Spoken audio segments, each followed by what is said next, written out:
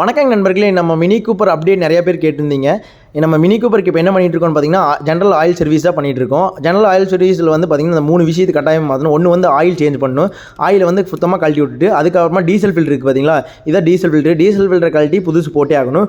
அதுக்கப்புறமா நம்மளோட ஆயில் கழட்டின பின்னாடி ஆயில் ஃபில்டர் இருக்குது பார்த்தீங்களா, அந்த ஆயில் ஃபில்டரையும் கண்டிப்பாக நம்ம கழட்டி சேஞ்ச் பண்ணி ஆகணும். இந்த 3 விஷயத்துக்கு கட்டாயமாக பண்ணணும். நம்ம எக்ஸஸாக இருக்கிறது என்ன அப்படின்னு பார்த்தீங்கன்னா, இந்த ஏர் ஃபில்டர் இருக்குது பார்த்தீங்களா, இந்த முன்னாடி இருக்கும் ஏர் ஃபில்டரை வந்து நம்ம ஒரு 3 சர்வீஸ் ஒன் டைம் மாற்றினா போதும். நம்ம இந்த டைம் மாற்றலை, போன டைம் இருந்ததே நல்லா இருக்குது அப்படின்னு சொல்லிட்டு விட்டோம்.